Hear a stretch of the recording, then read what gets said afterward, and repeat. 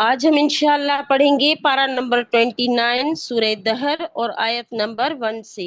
اعوذ باللہ من الشیطان الرجیم، بسم اللہ الرحمن الرحیم۔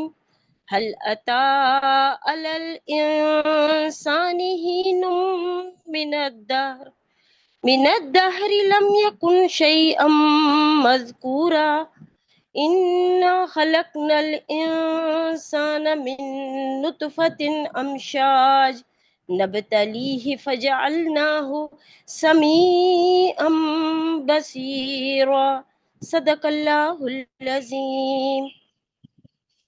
جزاک اللہ خیر نحسن جزاک فی الدارین آمین۔ آمین، جزاک اللہ۔ اعوذ باللہ من الشیطان الرجیم، بسم اللہ الرحمن الرحیم۔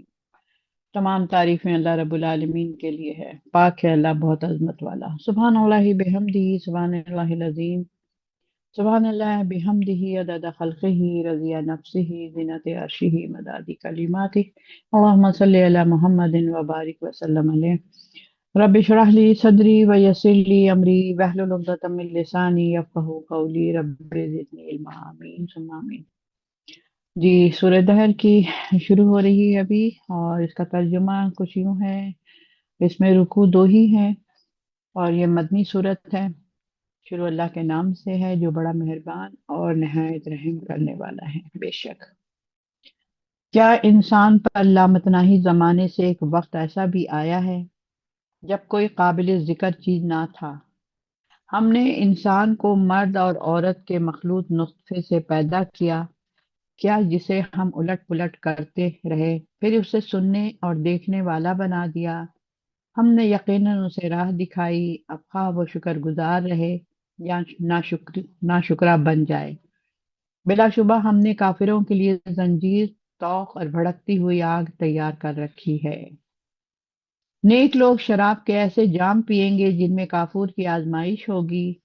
وہ ایک چشمہ ہے جس سے اللہ کے بندے پیئیں گے اور جہاں چاہیں گے بسہولت اس کی شاخیں نکال لیں گے۔ یہ وہ لوگ ہوں گے جو اپنی نظریں پوری کر چکے اور اس دن سے ڈرتے ہیں جس کی آفت ہر سو پھیلی ہوئی ہوگی، اور خود کھانے کی محبت کے باوجود وہ مسکین، یتیم اور قیدی کو کھانا کھلا دیتے ہیں، اور انہیں کہتے ہیں کہ ہم تمہیں صرف اللہ کی رضا کی خاطر کھلاتے ہیں، ہم تم سے نہ کوئی بدلہ چاہتے ہیں اور نہ شکریہ۔ ہمیں اپنے پروردگار سے اس دن کا ڈر ہے جب چہروں کو کرہیب المنظر اور دلوں کو مزتر کرنے والا ہوگا۔ چنانچہ اللہ ایسے لوگوں کو اس دن کے شر سے بچائے گا اور انہیں تازگی اور سرور بخشے گا، اور ان کے صبر کے بدلے انہیں جنت اور ریشمی لباس عطا فرمائیں گے۔ آخر بات بڑی پیاری صورت ہے، اور یہ ایسی صورت ہے کہ نبی صلی اللہ علیہ وسلم جمعے کے دن خاص کر صبح کی نماز میں یہ سورہ حامیم سجدہ پڑھا کرتے تھے اور سورہ دہر پڑھا کرتے تھے، یہ والی صورت۔ تو جب آپ صلی اللہ علیہ وسلم نے خاص اہتمام کیا ہوا ہے کہ میں جمعے کے دن کی صبح کی نماز جو فجر کی ہوگی اس میں یہ پڑھنا ہے، تو اس کا مطلب ہے کہ بہت ہی اہم بات ہوگی۔ جسے ہم دیکھتے ہیں کہ اللہ تعالیٰ اس میں کیا بات کہہ رہے ہیں۔ ویسے تو پورا قرآن ہی اللہ کے اہم باتوں سے بھرا ہوا ہے اور ہمارے لیے عمل کرنے کے لیے ہے۔ تو سب سے پہلی بات ہے کہ جب بھی قرآن پڑھیں اور سنیں، بیٹھ کے سنتے ہیں آپ لوگ، تو اس پر ذہن میں رہے کہ میں نے اس پر عمل کرنا ہے۔ ان آیتوں کو ہم نے اپنی زندگی میں اس کو فوکس کرنا ہے، اس کو عمل کرنا ہے، ورنہ پھر ہمیں صرف ادھر سے پڑھتے ہیں، ادھر سے سنتے ہیں، ادھر سے نکالتے ہیں، ایسا نہ ہو جائے کہ ہم صرف سن کر سن ہی ہو جائیں۔ تو ہمیں اللہ تعالیٰ عملی میدان میں اتار دے، اور ہمیں جو کام لینے کے لیے آپ نے دنیا میں جس مقصد کے لیے بھیجا ہے، ہم سے وہ کام لے لے، ہمیں کام سجھا دے اور ہمارے لیے آسانیاں پیدا کر دے تاکہ ہم وہ کام آرام سے کر سکیں۔ اب یہاں اللہ تعالیٰ فرماتے ہیں کہ کیا انسان پر لامتناہی زمانے سے ایک وقت ایسا بھی آیا ہے جب کوئی قابل ذکر چیز نہ تھا۔ اس کا مطلب یہ ہے، دہر کا جو ہے لغوی مفہوم جو بتایا جا رہا ہے یہاں پر، کہ دہر اللہ کی ذات ہے۔ دہر بمانی زمانے کائنات، مدت عالم، جب سے کائنات شروع ہوئی ہے اس وقت سے لے کر اس کا اختتام یعنی قیامت تک کے لیے یہ ہے۔ دہر میں غلبہ بھی ہے اور خیر قہر کا بھی مفہوم پایا جاتا ہے، یعنی غلبہ پا لیا ہم نے، اور اس طرح اور دہر کا یہ عالم اس لیے بھی ہے کہ وہ ہر چیز پر استقرار یعنی گزرتا ہے اور اس پر غالب آ جاتا ہے۔ دہر مطلب غالب آ جانا، غلبے کے اوپر غالب آ گئے ہم، تو یہ چیزیں ہیں۔ دہر کا تعلق جو ہے وہ مشیت الہی سے ہے، اللہ کی مشیت، اللہ کی رضامندی سے ہے۔ دہر کا تعلق جو ہے یعنی غلبہ کے اوپر قابو پا لینا، یا پھر ہم اس چیز کو غالب کر دینا، نظام کو نافذ کر دینا، یہ سب کیا ہے؟ دہر۔ یعنی کیا ہے؟ یہ مشیت الہی سے ہے یہ، یعنی دہر کو برا بھلا نہ کہو کیونکہ اللہ تعالیٰ ہی دہر ہے۔ یہ بخاری کی حدیث ہے کہ دہر کو آپ صلی اللہ علیہ وسلم نے فرمایا کہ یعنی دہر کو برا بھلا نہ کہو کیونکہ وہ اللہ تعالیٰ ہی کی دہر ہے۔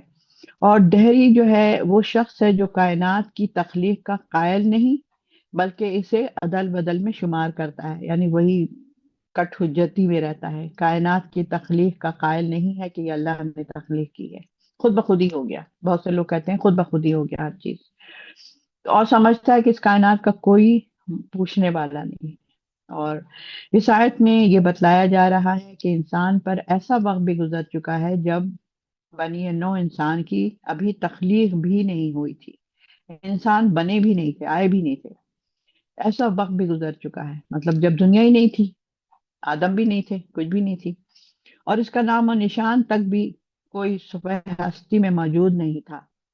پھر کتنے ہی دور اور طور جو ہے نا طے کر کے، یعنی کتنے مراحل سے طے کرنے کے بعد یہ ایک نطفے کی شکل میں آیا۔ اب تخلیق پر آپ غور کریں اس بات کو۔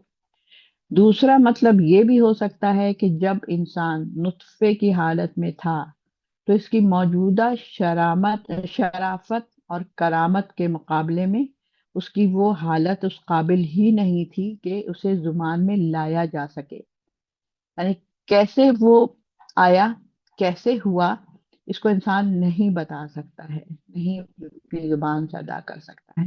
تم مطلب وہاں سے تم چلے ہو، تمہاری مطلب تخلیق کیسے ہوئی ہے؟ کوئی کائنات نہیں تھی، کچھ نہیں تھا، لیکن جب اللہ نے انسان کو دنیا میں پیدا کرنا شروع کیا تو یہ سسٹم تھا، ٹھیک ہے؟ یعنی کہ اب یہاں اللہ آگے فرماتے ہیں جب تم کوئی قابل ذکر چیز نہیں تھے، اس وقت تم کوئی قابل ذکر چیز نہیں، تم ایک نطفہ تھا تمہارا، مطلب وہ تھا، اور تم اس کے بعد جو اس کے پروسیس میں بھی تھے تو اس وقت بھی تم کوئی قابل ذکر، تمہارے ذکر نہیں کر سکتے تم کس طرح سے ہوئے ہو، اس کا ذکر انسان نہیں کرتا ہے، ٹھیک ہے؟ ہم نے انسان کو مرد اور عورت کے مخلوط نطفے سے پیدا کیا جسے ہم الٹ پلٹ کرتے رہتے ہیں، پھر اسے سننے اور دیکھنے والا بھی بنا دیا۔ اب کہتے ہیں کہ قرآن میں کیسی کیسی باتیں لکھی ہوتی ہیں کہ مطلب کس طرح کی باتیں ہیں، لیکن اللہ تعالیٰ نے ہر بات کو بتانا ضروری سمجھا ہے تاکہ تم اس کی کائنات پر، اس کے تخلیق کے اوپر تم غور و فکر کرو۔ تخلیق کے اوپر اللہ تعالیٰ کبھی آسمانوں کی، کبھی بارشوں کی، کبھی بادلوں کی، کبھی درختوں کی، کبھی پھلوں کی، کبھی کسی چیز کی مثالیں ہی دیتا ہے نا، تو یہ بھی مثال اللہ تعالیٰ دے رہا ہے کہ تم کس طریقے سے پیدا ہوئے ہو، تمہاری تخلیق کی ابتدا کیسے ہوئی ہے۔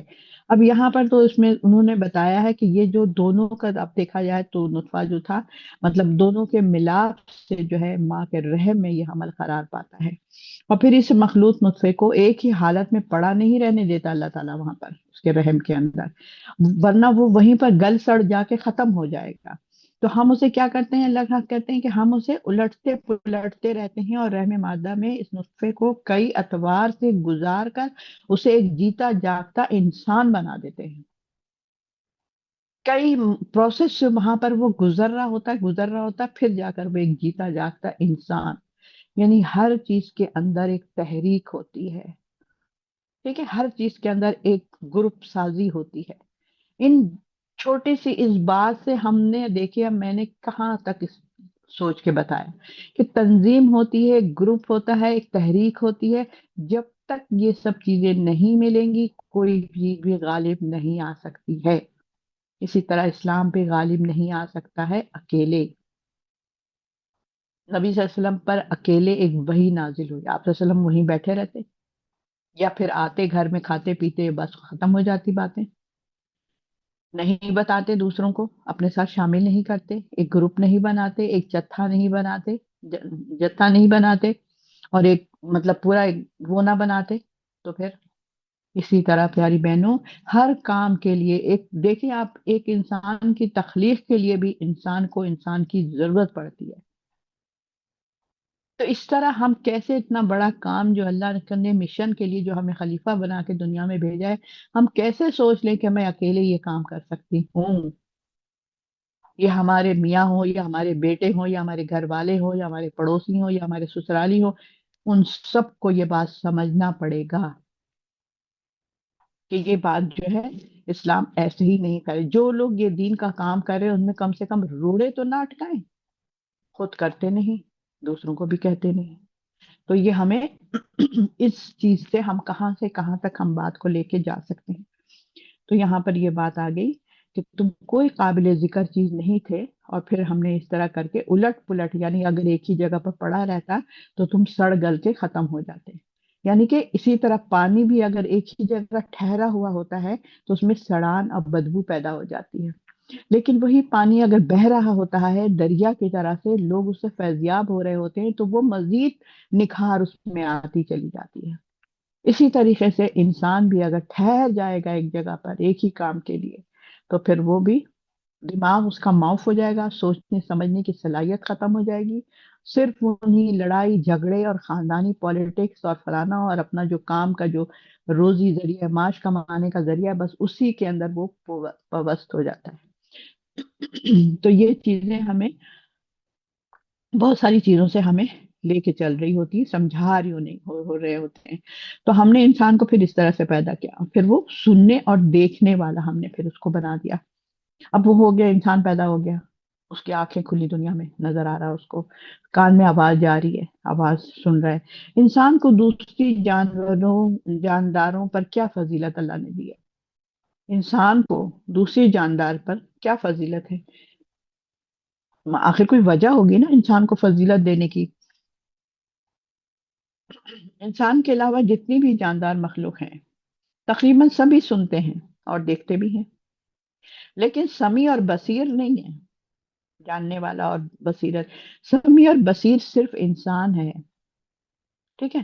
اور یہی چیزیں انسان کے علم کے حصول کے سب سے بڑے ذرائع ہیں، کہ انسان سنتا ہے اور بصیر جانتا ہے، دماغ ہے، سوچ ہے، سمجھ ہے، کیا صحیح ہے کیا غلط ہے۔ گندا پانی تو نہیں پی لے گا، اس میں مکھی پڑی ہوئی وہ پانی تو نہیں پی لے گا، اس کو نظر آ رہا ہے، وہ کیسے اس کو نگل سکتا ہے؟ تو وہ کیا اللہ تعالیٰ نے انسان کو یہ چیز دی ہے۔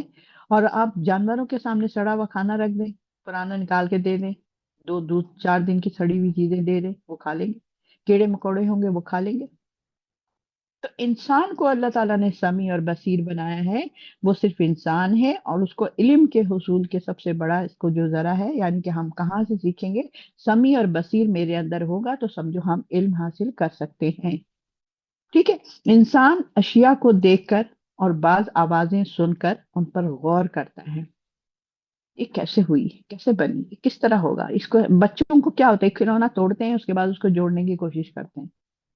اسی طریقے سے کوئی بھی چیز کو جو اتنے موبائل بن رہے ہیں اور ساری چیزیں ایجاد ہو رہی ہیں، تو کیا ہو رہا ہے، یہ ساری چیزیں کس طرح ہوتا ہے؟ تو یہ بات ہے۔ تو یہاں پہ انسان جو ہے نا چیزوں کو دیکھ کر اور آوازیں سن کر ان پر غور کرتا ہے، ان میں قیاس کرتا ہے، اور پھر اس کے نتائج اخذ کر لیتا ہے، سوچتا ہے یہ کیا ہے، کیسے بنا ہے، کیا ہوگا۔ جبکہ دوسرے جاندار دیکھنے اور سننے کے باوجود ان میں سے کوئی کام بھی نہیں کر سکتے۔ تخلیق یعنی اللہ نے انسانوں کو اتنی زبردست اللہ نے عقل دی ہے، سوجھ بوجھ دی ہے، جانوروں کو بھی عقل ہے، کیسے بھاگنا ہے، کیسے کرنا ہے، کوئی آ رہا ہے آہٹ سن لیا بھاگو یہاں سے، لیکن انسان کام کرتا ہے۔ انسان جو ہے نا وہ بہت اسٹرانگ بنایا اللہ نے اس کو، اور جانوروں کے اندر یہ بات نہیں رکھی ہے انسان کی۔ اچھا اب آگے ہے، اللہ تعالیٰ فرماتے ہیں کہ ہم نے انہیں ہم نے یقیناً اسے راہ دکھا دی، جو ابھی میں نے آپ کو بتایا، وہ سننے اور دیکھنے والا بنایا اللہ نے ہمیں، الٹ پلٹ کرتا پھر اسے سننے اور دیکھنے والا بنا دیا۔ ہم نے یقیناً اسے راہ دکھا دی، یعنی راستہ ہم نے اس کو دکھایا۔ اب ہم اس کو دیکھتے ہیں کہ کون سا راستہ دکھایا۔ انسان کی ہدایت کے لیے کون کون سے ذرائع اللہ نے بنائے ہیں؟ اللہ نے انسان کی ہدایت کے لیے، اب آپ انسان ہیں، میں انسان ہوں، میری ہدایت کے لیے اللہ تعالیٰ نے کون کون سے راستے بنائے ہیں، ہم لوگ غور کریں اپنے کہ مجھے ہدایت کیسے ملے گی۔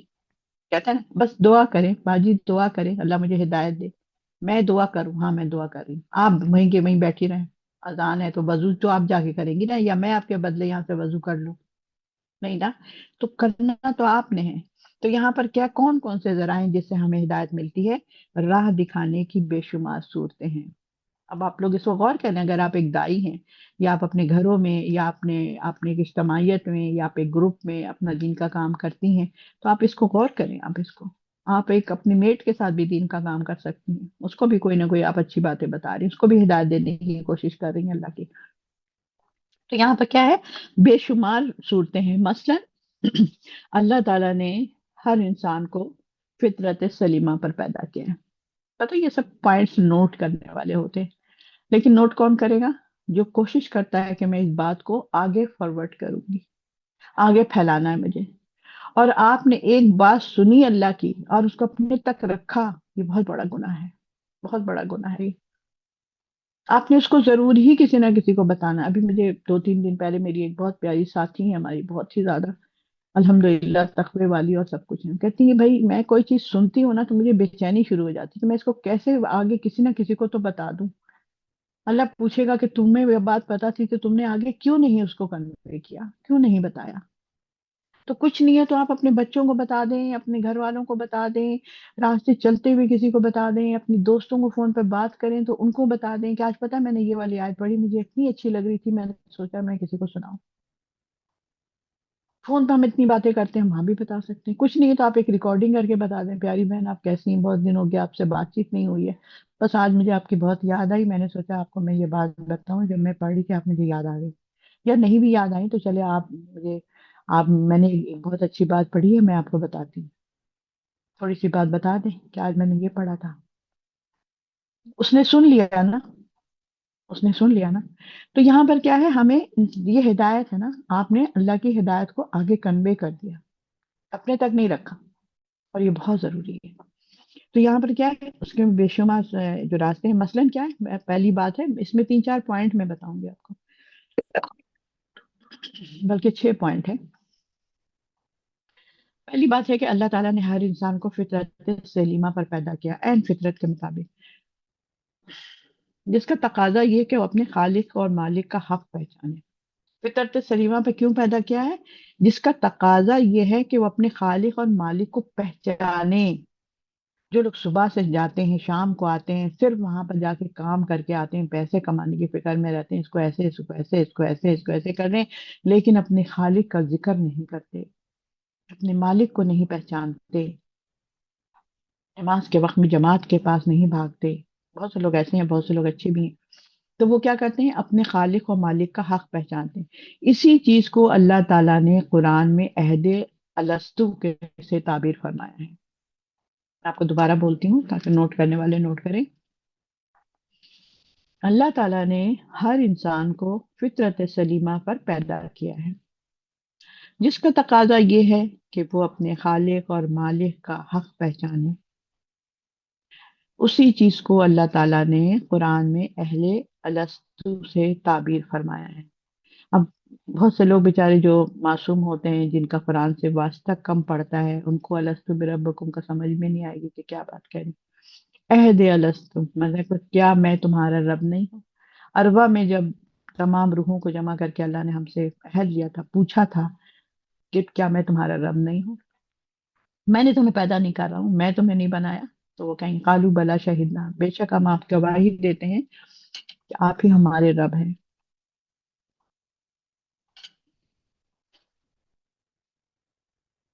تو کیا ہے، ایک چیز ہوگی۔ نمبر 2، یعنی کہ اس کو یاد رکھیے گا کہ ہدایت کے کون کون سے ذرائع میں آپ کو بتا رہی ہوں، جو اللہ نے بتائے، اللہ نے جو بتائے۔ اچھا، نمبر 2 ہے، ہر انسان میں برے اور بھلے کی تمیز رکھ دی گئی ہے۔ یہی وجہ ہے کہ جب انسان کوئی برا کام کرتا ہے تو اس کا ضمیر اسے ملامت کرنے لگتا ہے نا؟ اب یہ کیا چیز ہے، ہر انسان کے اندر برے برے اور بھلے تمیز ہے، دونوں چیزیں ہے نا، لفظ لوامہ، لفظ مطمئنہ، لفظ وہ امارہ، سب ہم لوگوں نے پڑھا ہے ابھی. تو ہر انسان میں برے اور بھلے کی تمیز اللہ نے رکھی ہے، ہر انسان کے اندر، ہر انسان کے اندر. تو یہی وجہ ہے کہ جب انسان کوئی برا کام کرتا ہے تو اس کو کیا ہوتا ہے، ضمیر اس کو ملامت کرتا ہے کہ کیا تم کر رہے ہو، کیوں ایسا کر رہے ہو، کیوں غلط باتیں کر رہے ہو، کیوں دوسرے سے جھوٹ بول رہے ہو، کیوں تم اپنے آپ کو نشے میں ہر وقت پڑے رہتے ہو، کیا کر رہے ہو تم یہ. تو یہ اندر سے ہمارا ضمیر ہمیں ملامت کرتا ہے. یہ اللہ نے ہمارے اندر ولدیت کی ہے. ٹھیک. نمبر 2، یہ ہدایت کا ایک ذریعہ ہے کہ ہمیں خود پتا ہے کہ میں سیدھے راستے پر نہیں چل رہی ہوں، میں قرآن کی تلاوت نہیں کر رہی ہوں، میں قرآن کو سمجھ کے نہیں پڑھ رہی ہوں، میں قرآن کو ٹائم نہیں دے رہی جتنا اس کو ٹائم دینا چاہیے تھا. ہم گھروں کے میں رگڑائی میں بہت ٹائم دیتے ہیں. پہلے ہم چیزیں جمع کرتے ہیں گھر میں، اس کے بعد ہم اس کی صفائیاں کرتے ہیں. جیسے میں نے بتایا کہ چھوٹی چھوٹی مثالوں سے ہمیں پتہ چلتا ہے. جب میں اور میری خالہ جان ہم لوگ ملاقاتیں کرنے گئے کسی کے گھر پہ، تو ہم لوگ ان سے کہا کہ آپ درس میں آیا کریں، آپ نہیں آتی ہیں، اور یہ اور وہ. نہیں، میرے پاس تو اتنا ٹائم ہی نہیں ہوتا، گھر میں اتنے کام ہوتے نہیں، میرے پاس تو بالکل ٹائم ہی نہیں ہوتا. تو کہنے لگی پھر بھی بیٹا آپ کوشش کریں گے. وہ خالہ جان نے کہا، میں ذرا نئی نہیں تھی، میں ان سے سیکھتی تھی. پھر جب ہم لوگ باہر نکلنے لگے تو ان کے گھر کے دروازے کے پاس مطلب اندر ہی بڑا خوبصورت سا پلانٹ لگا ہوا تھا، منی پلانٹ کے بڑے خوبصورت پتے، بہت ہی ہیلدی، چمکدار، بہت ہی اچھے. تو بس خالہ جان نے بڑی پیاری بات کہی کہ نہیں بیٹا یہ تو آپ کے پودے بہت زبردست ہے، ماشاءاللہ بڑے ہیلدی ہیں. کہنے کہ ہاں اب اس کو تو میں روزانہ اسپرے کرتی ہوں، اس کو پانی کو ایک ایک پتے کو میں کپڑے سے پوچھتی ہوں اس کو، جب تو اس کے اندر اتنی چمک آتی ہے. خالہ جان نے کہا کہ بیٹا ماشاءاللہ اس کے لیے تو آپ نے بڑا اچھا ٹائم نکالا ہوا ہے. بس اتنا ہی بولا انہوں نے. ہر چیز بیٹا ٹائم مانگتی ہے، دین بھی ٹائم مانگتا ہے. بس اتنا ہی بولا تھا انہوں نے، بہت زیادہ تفصیل بات نہیں کی. کہنے کہ اس کے لیے تو آپ کے پاس ماشاءاللہ اچھا ٹائم نکل آتا ہے نا. وہ بولی کہ آج تک میں ان کی بات یاد رکھتی ہوں، میں اتنی شرمندہ ہوتی ہوں. پھر الحمدللہ وہ ہماری ساتھی بن گئی.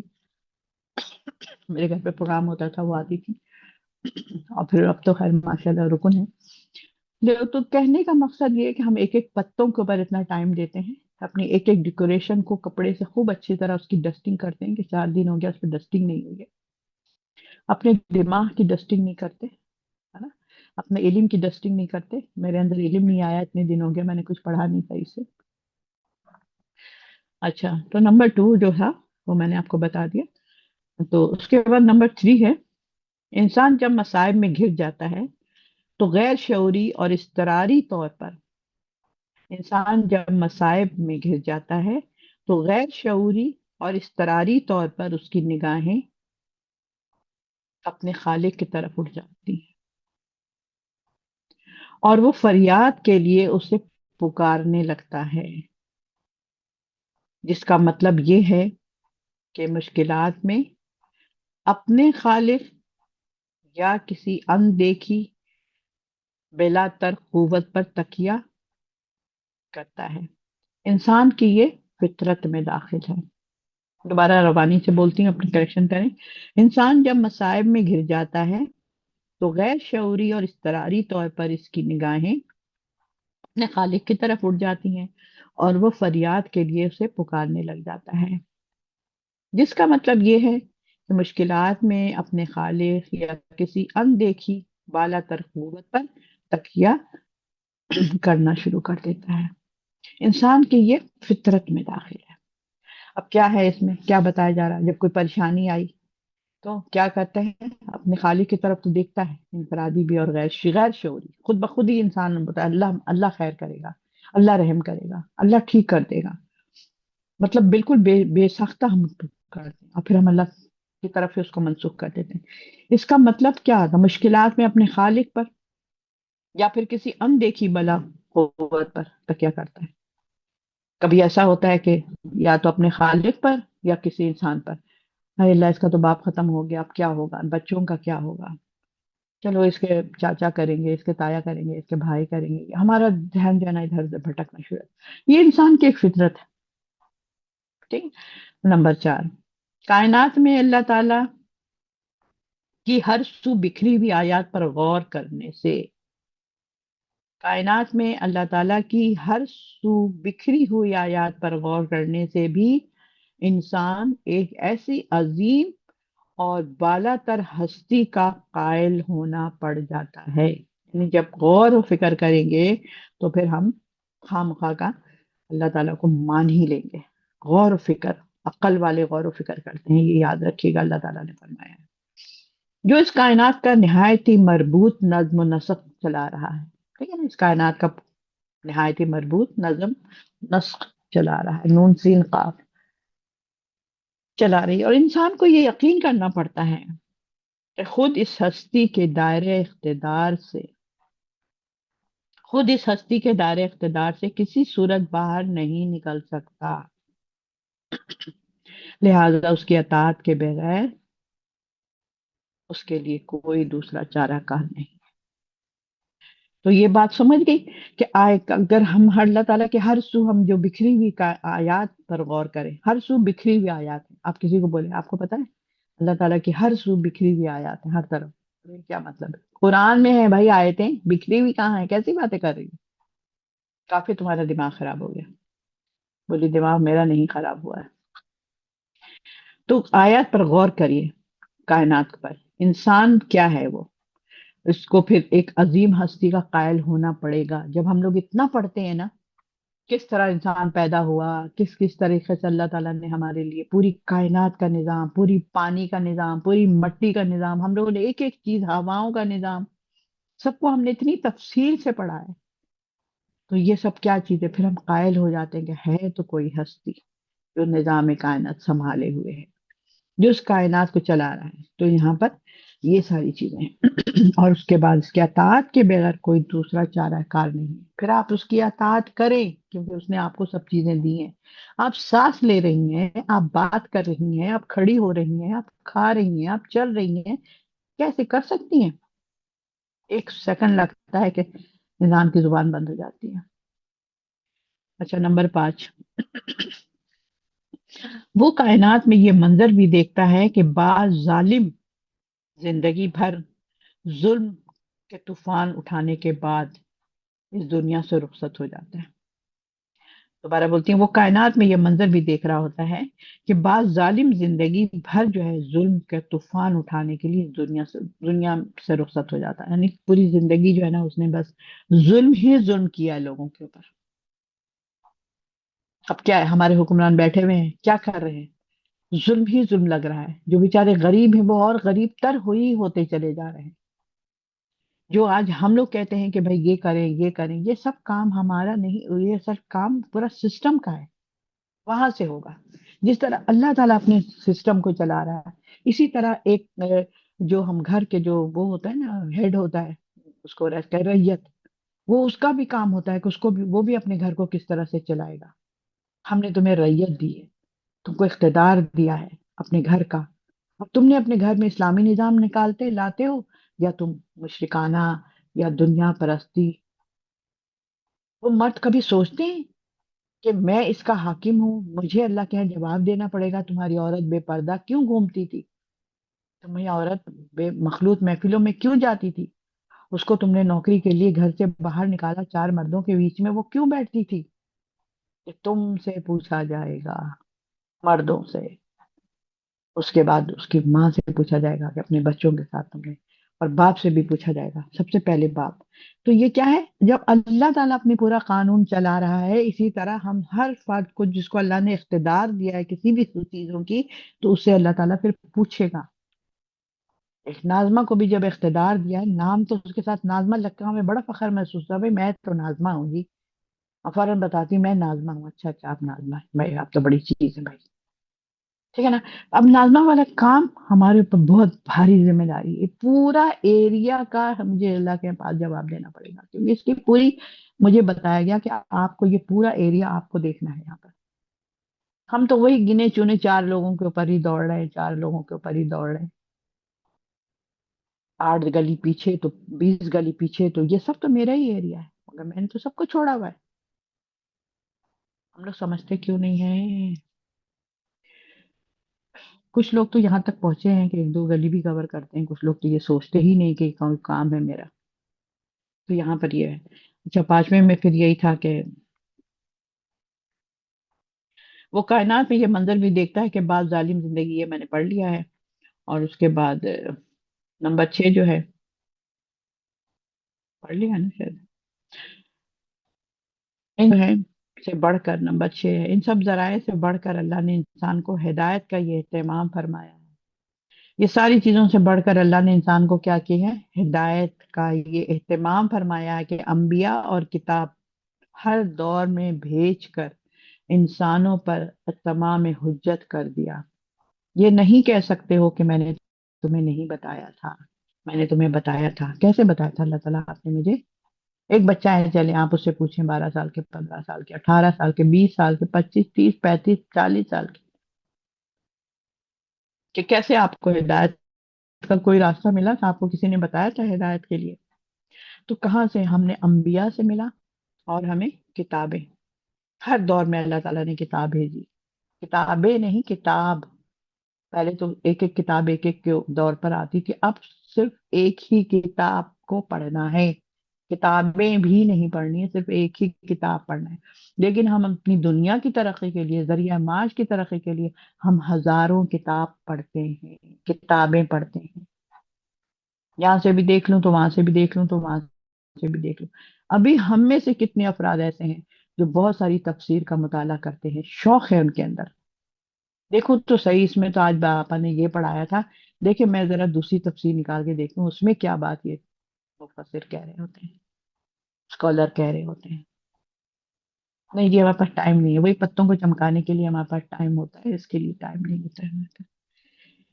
تو یہاں پر ہر دور کے لیے اللہ نے انبیاء اور کتابیں ہر دور میں بھیجی ہیں، انسانوں پر تمام حجت کر دی ہیں۔ یہ نہ کہنا کہ میں نے نہیں بتایا تھا۔ ان سب باتوں کے بعد انسان کو اس کے حال پر چھوڑ دیا گیا ہے، اب وہ اپنے اختیار کا صحیح استعمال کرے۔ جو میں نے تمہیں اختیار دیا تھا، اب تم صحیح استعمال کر کے اس کا فرما بردار اور شکر گزار بندہ بننا چاہتے ہو، یا دنیا کی دلکشی میں مست ہو کر اللہ کو بھول جانا اور اس کی سرکشی کی راہ اختیار کر لینا، نمک حرام بن جانا، یہ چاہتے ہو؟ اتنی باتیں ہم لوگ گھما کے پھرا کے جو اس میں لکھا ہوتا ہے وہ میں آپ کے سامنے رکھ دیتی ہوں، اور اگر ہم جہاں ہیں وہیں پڑے رہیں تو ہم سے بے وقوف اور کیا بولوں میں، انسان نہیں ہوگا۔ جو ہم نے اپنے پاؤں پہ خود ہی کلہاڑی مار رہے ہیں کہ ہمیں جنت نہیں چاہیے۔ سب سے پہلے دین کا کام، سب سے پہلے اللہ کا کام، سارے کام خود بخود اللہ آپ کا کام کروائے گا، اللہ آپ کا کام کرائے گا۔ اچھا جی، یہ ہو گئی ساری باتیں، 6 باتیں۔ اب اس کے بعد پھر اللہ تعالیٰ کیا کہہ رہا ہے؟ ہم نے اسے راہ دکھائی۔ ہاں، ہم یہ جو ہے نا سننے اور دیکھنے والا بنایا، اور ہم نے یقیناً اسے راہ دکھائی، یعنی کہ ہدایت کے راستے جو ہے اللہ تعالیٰ نے کن کن ذریعے سے اللہ تعالیٰ نے ہم تک ہدایت پہنچائی، اب ہم نے یہ کام کو آگے تک پہنچانا ہے۔ اب کیا ہے، اللہ فرماتے ہیں کہ اب خواہ وہ شکر گزار رہے یا نا شکرہ بن جائے۔ اب یہ کیا بات ہوئی؟ خواہ وہ شکر گزار بندہ بنے، یعنی جو میں نے راستہ دکھایا تھا اس پر چل پڑے، شکر کرے، یا پھر ناشکرہ بن جائے۔ یعنی دنیا جو ہے وہ دار الجزا ہے، نہ کہ دار العیش اور دار العلم عمل ہے۔ دار العیش تو نہیں ہے یہ دنیا، دار العمل ہے دنیا، دار الجزا ہے، انعام والا۔ یہاں سے ہم جائیں اگر دنیا سے تو ہم انعام ملے ہمیں آخرت میں جا کر، ہم نے یہاں پر ایسی زندگی گزارا تھا۔ یہ دنیا میں انسان کی تخلیق کا ٹھیک مقصد یہ ہے کہ یہ دنیا اس کے لیے دارالامتحان ہے، جہاں اس کی یہ آزمائش مقصود ہے کہ وہ اچھے یا برے کیسے اعمال بجا لاتا ہے۔ یہ دنیا دارالجزا نہیں ہے کہ یہاں پر تم کو انعام ملنا شروع ہو جائے گا اور ہر ظالم کو یہاں فوراً سزا مل جائے، یا نیک آدمی کو اس کی نیکی کا فوری طور پر بدلہ مل جائے۔ یہ دارالعذاب بھی نہیں ہے کہ یہاں پر اللہ تعالیٰ عذاب دینا شروع کر دے، تو یہ دار الجزا بھی نہیں کہ یہاں پہ تمہیں انعام ملنا شروع ہو جائے۔ یہ دونوں چیزوں کے لیے میں نے ایک دن مقرر کر دیا جب تم میرے پاس آؤ گے قبر سے گزرتے ہوئے وہاں تک۔ تو یہ ساری باتیں ہیں یہاں پہ، اور شکر چاہو تو تم اس کا شکر گزار بن جاؤ۔ اور بلا شبہ ہم نے کافروں کے لیے زنجیر، توق اور بھڑکتی ہوئی آگ تیار کر رکھی ہے۔ کافروں کے لیے کیا ہے؟ زنجیریں، توق اور بھڑکتی ہوئی آگ۔ امتحان کا وقت جو ہوتا ہے وہ ہر انسان کی موت تک ہے، یا جو لوگ اس امتحان میں فیل ہو جائیں گے ان کی اخروی زندگی انتہائی تلخ ہو جائے گی، ہمیشہ جو رہنے والی زندگی ہے۔ جو لوگ یہاں فیل ہو گئے وہ اب فیل کیسے ہو گئے؟ اللہ کی آیات کو پر عمل نہیں کر رہے ہیں، اللہ کی آیات پر عمل نہیں کر رہے ہیں۔ جیسے کہ بہت ساری باتیں ہیں، اللہ نے ہمیں خلیفہ بنایا، اللہ نے ہمیں تامرون بالمعروف کا کام دیا، اللہ نے ہمیں سب چیزیں دی، نکالے نا اعمال کیا کیا عمل کرنا ہے ہمیں۔ تو یہاں پر زندگی تھا، یہ دنیا کی زندگی جس قدر آزادانہ اور عیش آرام میں گزار کر ہم مریں گے، اسی نسبت سے اسے عذاب بھی دیا جائے گا۔ آزادانہ، ہمارے کوئی پوچھنے والا نہیں ہے، جو مرضی ہے میں کروں، نماز پڑھوں نہ پڑھوں، روزہ رکھوں نہ رکھوں، دین کا کام کروں نہ کروں، کسی کو کیسے جپٹ لوں، کسی کے مال کھا لوں، کسی کا ہڑپ کر، میری مرضی میں جیسے بھی زندگی گزاروں۔ تو پھر کیا ہوگا؟ اسی حساب سے عذاب ہوگا، اور اس کے بعد وہ جو زنجیر ہوگی وہ، اور گلے میں اس کو توق ڈالا جائے گا، ہتھ کڑی جیسے اوپر تک ایک دم ایک اس کو اور جہنم میں پھر اس کو پھینک دیا جائے گا، زنجیروں سے جکڑا جائے گا۔ پڑا ہے نا دوسری دوسری جگہ پر کہ زنجیروں سے اس کو، بہت لمبی زنجیر ہوگی اور اس سے اس کو باندھ دیا جائے گا اور اس کو گھسیٹا جائے گا، وہ چلنے کی ضرورت نہیں ہے، قدم قدم قدم قدم تم نہیں بڑھاؤ گے، بلکہ تم کو ہم زنجیر میں باندھ کر کھینچ کے لے کر جائیں گے، اور پیچھے سے فرشتے تم کو مارتے ہوئے لے کر جائیں گے۔ دو فرشتے ہوں گے جو ہمیں ہانک رہے ہوں گے، ہم ہانک رہے ہوں گے، چلو ادھر چلو، چلو ادھر چلو، چلو ادھر چلو۔ اور جنت والوں کو جنت تو قریب لے آئی جائے گی، آپ کو چلنے کی بھی ضرورت نہیں ہے، آپ نے دنیا میں اتنا تھکی ہے، آپ نے اتنا دین کا کام کیا، اب آپ کو تھکنے کی بھی ضرورت نہیں، آپ کا ٹائم ختم ہو گیا۔ تو یہ پیاری بہن ہے، یہ ہم لوگوں کے لیے بہت ہی اہم وقت ہے جو اللہ نے ہمیں دنیا میں بھیجا ہے، اور یہ جو ہماری زندگی ہے صحت مند ہے، ہم کر سکتے ہیں، ہم بہت بول سکتے ہیں، ہم بھاگ سکتے ہیں، کر سکتے ہیں، کچھ نہیں تو ہم مورل سپورٹ ہی دے سکتے ہیں اپنے ساتھی کو، جو کر سکتے ہیں، اور اللہ سے دعا مانگے رو رو کر کے، اللہ تعالیٰ مجھے دین کے کاموں کے لیے چن لیجیے، اللہ میری زبان کی گرہ کو کھول دیجیے، اللہ میری بات لوگوں کو سمجھ آ جائے، اللہ میرے اندر بھی ایمان، عقل اور سمجھ اور شعور اور علم سے نواز دیجیے، آمین۔